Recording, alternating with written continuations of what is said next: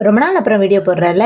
ஒரு வழியா ஆடி மாசம் முடிஞ்சு பேக் டூ ஒர்க் நம்மளுமே வந்தாச்சு. இவங்க என்கிட்ட இன்ஸ்டால என்கொயரி பண்ணும்போது, கண்டிப்பா இது வந்து நமக்கு புக் ஆகாது அப்படின்னு தான் நெனச்சேன். ஏன்னா, அவங்க பேக்கேஜ் மட்டும் கேட்டுட்டு அதோட விட்டுட்டாங்க. ஒன்ஸ் இவங்க ஆர்டர் கன்ஃபார்ம் பண்ணதும் 25 மார்னிங் ஸ்லாட் நம்மளுக்கு கன்ஃபார்ம் பண்ணாங்க.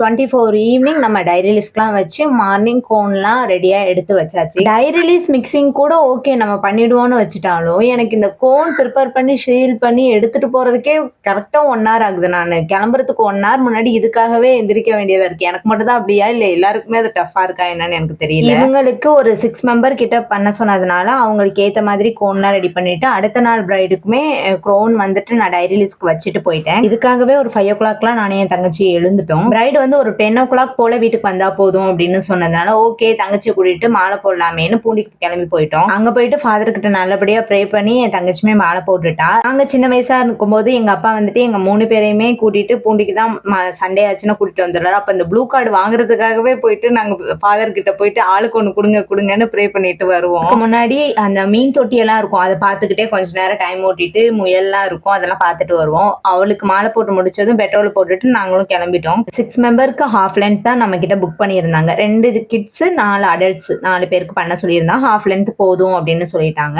இவங்க வந்து அடுத்தடுத்து உடனே நம்ம மெஹந்தி பண்ணதுனால எனக்கு மோஸ்ட் ஆஃப் த போட்டோ நான் எடுக்கவே இல்லை. நிறைய போட்டோ எடுக்கல. நான் ஒரு 2 பேரோட கேப்சர் மட்டும் தான் இருக்கும் என்கிட்ட வீடியோ போட்டோஸே. அவங்க எல்லாருக்குமே போட்டு கொடுத்துட்டு நைட்டு நானும் என் தங்கச்சியும் கிளம்பிட்டோம். நீங்க செப்டம்பர் அக்டோபரோட பிரைடலா இருந்தீங்கன்னா, நீங்களும் மெஹந்தி ஆர்டிஸ்ட் தேடிக்கிட்டு இருக்கீங்கன்னா, கண்டிப்பா நம்மளோட பேஜை பாருங்க. அஃபோர்டபுள் பிரைஸ்ல நம்ம பண்ணி கொடுத்துட்டு இருக்கோம். இதே போல மெஹந்தி விளாக் பார்க்க மறக்காம லால்குடி மெஹந்தி ஆர்டிஸ்ட் பேஜை ஃபாலோ பண்ணிக்கோங்க.